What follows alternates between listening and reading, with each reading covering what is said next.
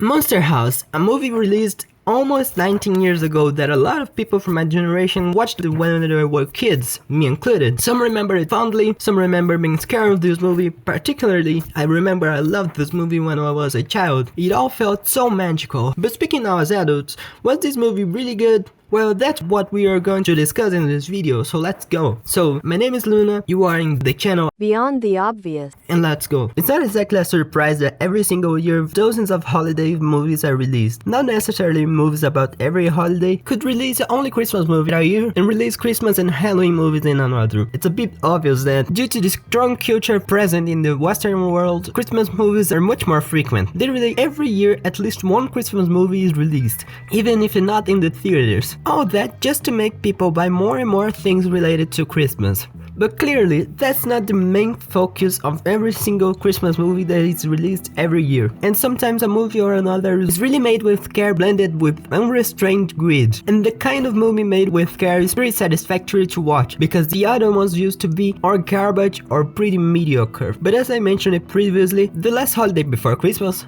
not counting with Thanksgiving because it didn't popularized in other countries in the world, that's traditional of a lot of European countries and North American is Halloween. I know that unless you live in these countries, you have never went trick-or-treating in your neighborhood, even cause, at least in Latin America, people are smart enough to know the risks of doing that. However, it's undeniable that with globalization, you at least get used to this holiday, even more if you are a young person, because you find out a lot of parties in days near the Halloween. Anyway, productions about Halloween are very common too. It's not exactly every year that is released anything about Halloween, but frequently you come across movies, series, cartoons, and many other things related to Halloween. There are pumpkins, there are weird candy, there is fall and much more. The year of 2006 was a year a little bit forgettable for animations. Don't get me wrong, I love the animations movies of 2006, but it's not like any outstanding movie were released that year. However, there is one animation from 2006 that was more striking than the other, at least for me. A Halloween movie, a movie that could traumatize a bit many children that watched it. It's a movie that at the same time it's for children, it's a horror movie. An adult maybe will not get scared of this movie, but you can bet a kid will. And this is Monster House, a movie about kids who witness weird actions of a peculiar neighbor, a neighbor that hides sinister secrets. The neighbor threats and attacks children that get near their lawn. At a certain point, the neighbor even uses toys to attract the victims inside their den to do God knows what with them, and leave only other 3 children as witness on purpose, because no one would believe in their absurd histories, and the neighbor plays with the curiosity and fear of the kids to avoid them to get near. You don't remember these things being in the movie? Are you confused with that synopsis? Then stay in the video, the things will clear up as soon as possible. Well, let's take it easy. At first, I want to talk about the plot of the movie and the characters, so let's go. To get it started, this is DJ. DJ, since the very beginning, proves to be the kind of kid that wants at every cost prove himself as a grown-up. And what, let's agree, it's very annoying. But the movie doesn't let it get annoying. Actually, there's other characteristics of him that makes him more interesting. And that is the fact that he is obsessed with the old Neighbor, his sinister neighbor.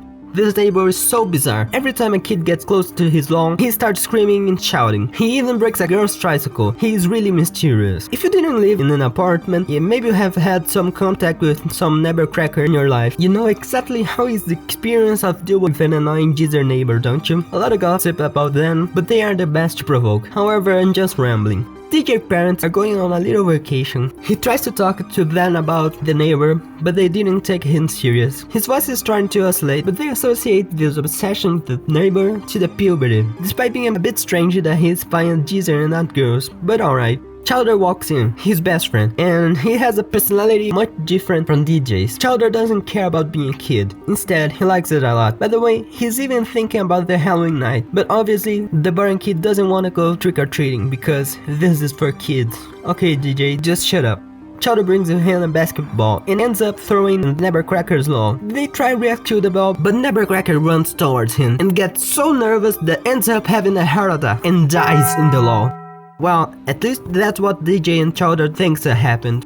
Anyway, they are terrified with that, given that apparently DJ killed a guy. When DJ goes back inside the house, I mean his own house, he encounters the babysitter, a teenage girl who uses the fact that DJ is a child to make him obey her. After all, who would his parent believe if she did something wrong inside the house? Yeah, adults and teenagers don't listen to kids at all. Well, DJ keeps observing the house and realizes that the nightmares didn't end with the old man's death. In fact, they were just beginning, because the house seemed haunted or possessed by the old man's spirit.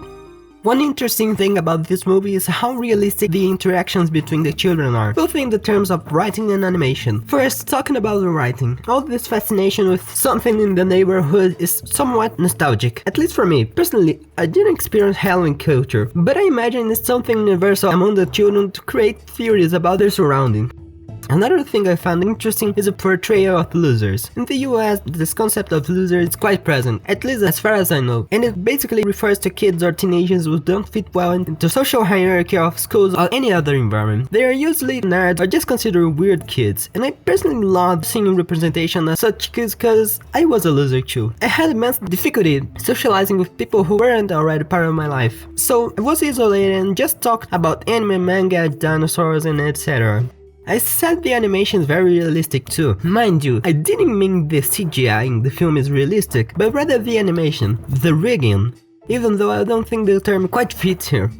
This is because the film uses a technique called motion capture, which is basically filming the actors wearing black suits covered in white dots to capture their movements and have them translated to the 3D model. This technique might seem strange at first, but unlike movies like The Polar Express, which uses 3D models that try to be realistic, this film uses more stylized models, which prevent it from falling into the uncanny valley and makes it more watchable. So I'd guess the reason the kids were scared of character like Nevercracker is definitely because the 3D model of the character is scary, besides him being an old man obviously.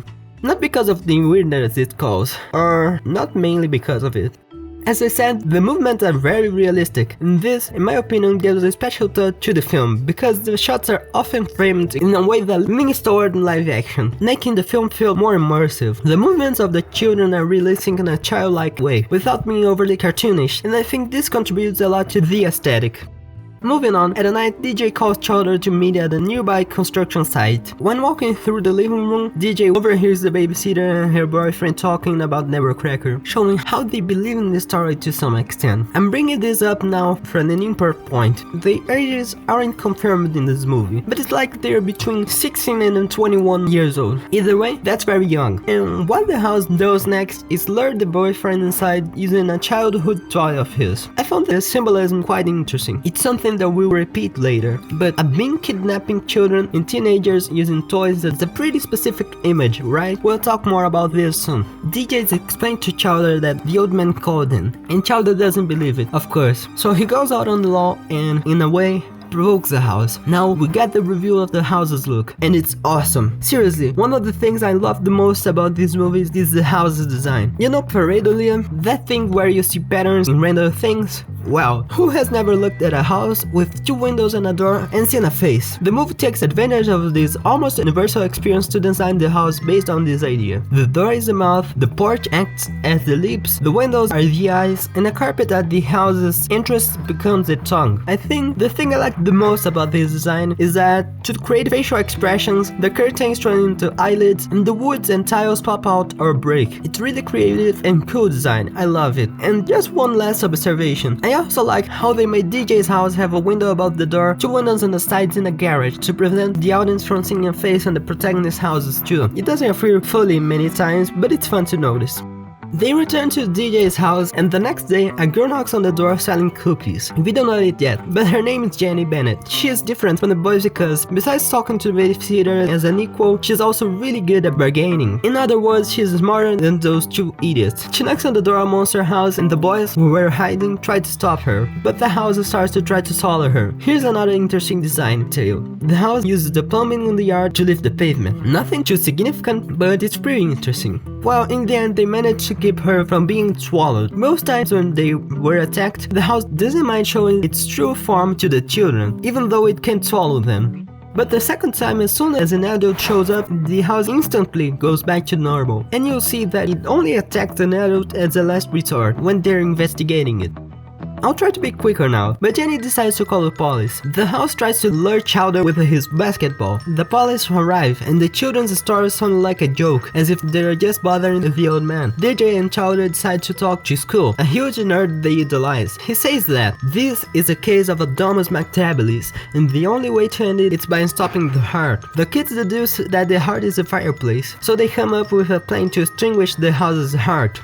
They make a dummy out of vacuum cleaner to simulate a child in a costume. They fill the dummy with sleeping pills so they can enter the house while it's asleep, but the police arrive and ruin the plan. However, they hear strange noises coming from the house, and when they investigate it, the house realizes it doesn't have many options left, so it swallows and then the kids. The kids don't go to his stomach and end up understanding a bit more about the house's anatomy. However, they are swallowed anyway, and down there they found a body covered in cement. It was a fat woman named Constance. Yes, the fact that she was fat is important. The cement breaks, and finally they find a way out, by being thrown up. On the outside, there's an important moment for DJ. He still wants to do something, but Chowder wants to leave. They end up fighting, and DJ has a moment when he realizes he's just a baby, and there's nothing he can do about the situation. He admits he's a child and loses hope that he can change anything, but then Nevercracker arrives in an ambulance, as if he had come by taxi. He was alive after all. They tell him they know about Constance, and then there's a flashback of Nevercracker with Constance, and out of nowhere we're presented with a story that's almost an allegory for an abusive relationship. Wait, I'm not following this correctly. Is that really what I understood? Okay, let's take it slow. Let's summarize the flashback in a sequence of events. Nevercracker worked for a demolition company. He went to a freak show, or just a regular creep circus, who knows. He fell in love with Constance, one of the attractions at the circus. He freed her, but for some strange reason, kept the cage she was locked in. He built a house for them to live in together. She got angry at the kids bothering them while the house wasn't ready. While he was more understanding, realizing they were just kids, she was more hysterical. Wow, I can't really imagine why a former circus freak show attraction would be hysterical. She ended up getting frustrated, fell into a construction hole, and when she fell, she pulled the cement mixer's lever, burying herself in cement. Now that I think about it, that cement would have crushed her body, not just suffocate her, and with the fall, she would have been smashed. But let's let that slide, because I think showing a mummified corpse is already terrifying enough for a kid's film. Anyway, back to the movie. As we know, she died, but didn't leave Nevercracker's house, and indirectly she didn't leave him either. And the fact that he was bad with the kids is explained because, in reality, he was trying to protect the kids from the Constance, or prevent them from annoying her, and every Halloween was horrible for him. Now, why did I say this is an allegory for an abusive relationship? Well, if it wasn't clear when the flashback ends, DJ says, "I know you spent all this time trying to protect us, but it's time to protect yourself." Now, it's at this ending that I feel the story really falls apart. What happens? Nevercracker sees at the end of the street that the first kids are already going out to trick or treat, and we can assume that from there, the street would start to fill up. Then, the house detaches itself from the ground and uses trees as legs to chase the protagonists, and incredibly, the streets are empty. But anyways, Nevercracker had some bombs, and the four of them go to the nearby construction site. Then DJ has a series of actions that are ridiculously unrealistic. And this wouldn't exactly be a problem if it wasn't for one thing that I'll explain shortly. But hold on, DJ climbs a crane with Jenny, and to encourage him, she gives the protagonist a smooch. They blow up the house and everything works out. The final scene with the two protagonists has Chowder saying that DJ were right and they were too old to be trick-or-treating. DJ responds, "On the other hand, we've been working all night," and improvises a costume in the moment, proving that he's evolved, except that he was just a kid. Cool ending. And then there are a few post-credit scenes with the boyfriend and the police escaping. Anyway, just one more thing. Earlier, when they defeat the house, DJ makes a pun with housewife. I don't know, I just felt it would be funny to tell her. Okay, the movie is pretty cool and all, but there's something that's not sitting right with me. Are you feeling that too, or is it just me? Because it's like something's not quite fitting. The DJ's arc, Constance's story, suddenly the story becoming about a toxic relationship, all these things feel a bit disconnected in the end. So let's dive into this, and I'll try to dissect these issues.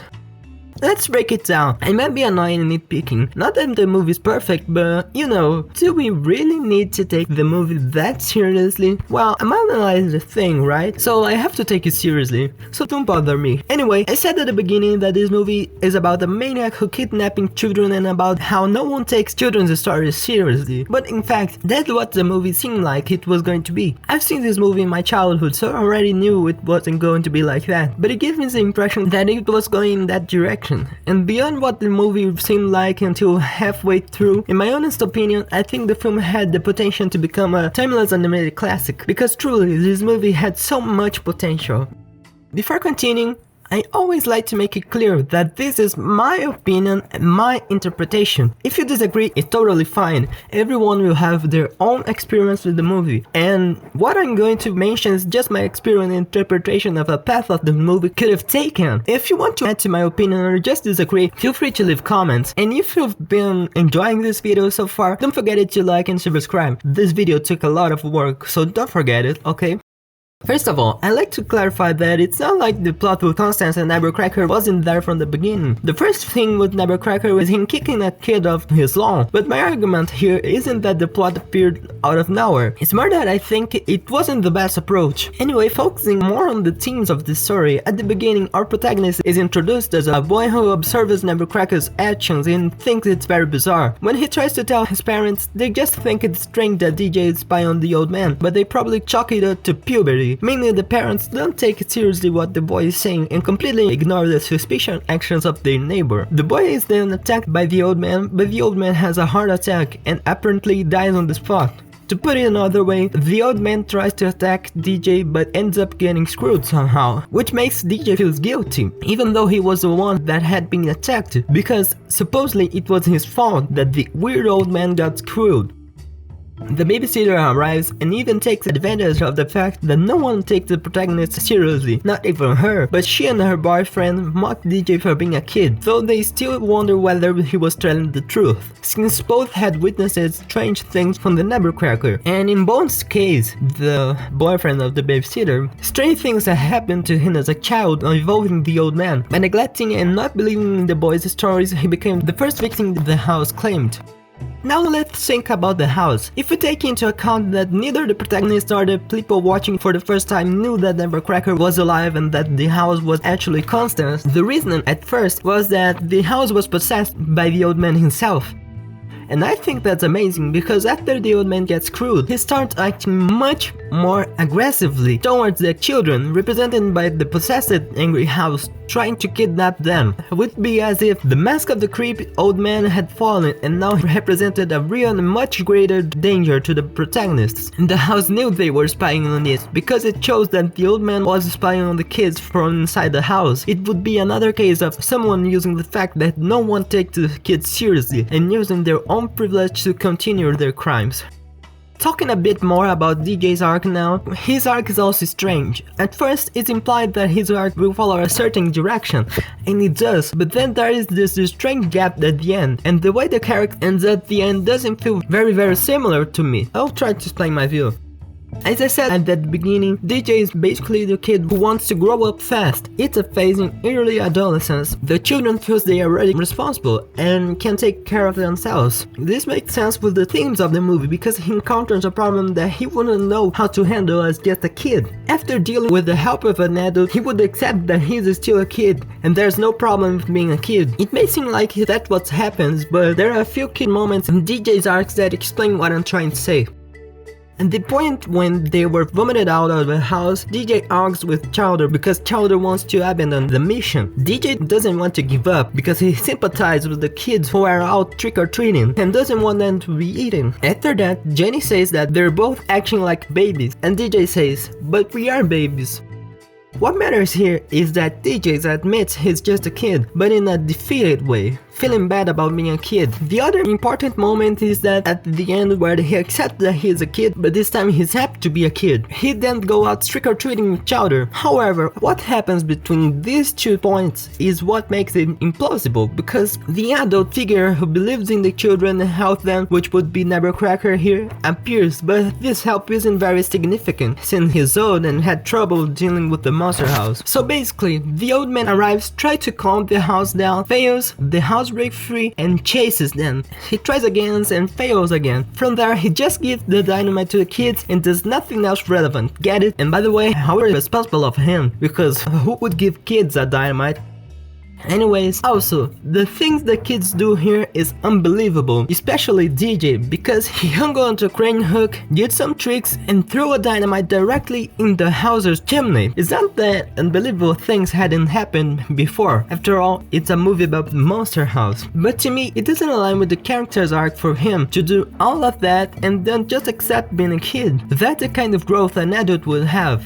If a kid did all of this, they almost certainly be bragging and thinking they're more grown up. I say this because I've been through this phase. Everyone has, or will.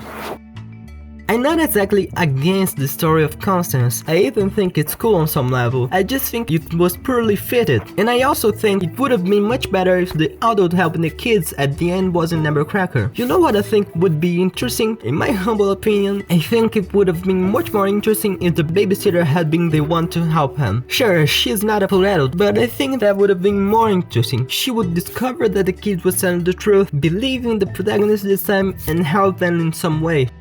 Well, anyway, beyond what I think would have been cool or not, before writing the script for this video, I went looking for things about the movie and found an interview with the film's director on the Amblin Entertainment website, the Steven Spielberg production company and the production company that produced this movie, from 2021. Apparently, this idea of Constance was a new one, introduced only after he presented the first prototypes of the animation to Robert Zemeckis and Steven Spielberg. The director was quite beginning at the time and had just graduated from film school, and producer Robert Zemeckis, or Bob as he calls him, saw potential in the ideas of a Monster House movie and he decided to invest in it. As I mentioned, the idea of Constance wasn't something present from the beginning of the script writing. He decided to add this afterward, and one thing I personally think contributed to it feeling a bit poorly fitted is that after presenting a cinematic preview to the producers, the director met with a screenwriter who had worked on Corpse Bride, Pamela Patter, to help him finish the script, and they had a tight deadline to deliver it to the producer. Even though he and the screenwriting didn't have difficulties as ideas were bundling in their minds, I still think this was a factor that contributed to some poorly fitted details thematically. That said, regarding the script itself, not talking about thematically, at the plot it wasn't so poorly fitted. As I said earlier, the movie had hints of Constance from the beginning, but in my opinion, thematically this plot was poorly fit. Well, there's a lot of interesting stuff about the movie in the interview, so if you're curious to read about it, it's worth checking out. I'll leave a link to the interview in the pinned comment, if I remember. It was really interesting to read this interview, and I ended up discovering that the director is really cool. He talked about the artists and everyone who collaborated with him in such a warm way. You can tell he loved making this animation. It's also interesting to see how it was a great experience for him as his first movie to make. Anyway, it's worth remembering that even though I have these things to say about the movie, I don't hate it. In fact, I love this movie. It's one of my favorites from my childhood. The house design, the mix of the kids movie with horror, the animation style, all of that gives a special touch to the film. It may not be perfect, but it really stands out compared to other animated movies that prioritize more realistic effects that their era can offer, like Disney and Pixar's 3D films from the 2010s and 2020s. It really stands out in its own way. And a fun fact, I know the house scared a lot of the kids who watched it, but many were also scared of Nevercracker. Of course, his design was made to be scary, but something that might have contributed to this fear is the fact that Nevercracker is played by the glorious Steve Buscemi. Yes, the guy with the funny face. So that's it, folks. This much longer videos come to an end. I hope you liked it, because it took me a while to write this script. If you liked it, don't forget to click the like button and subscribe. This would help me a lot. That dysfunction too isn't hype or anything like that. I don't know if I have to enable it to let you hype my videos, but in case it's already possible to you to hype my video, then do it. And in case it's not possible yet, please tell me in the comments how to enable. Well, that's it for today. I hope you enjoyed it, and if the accent. See you soon.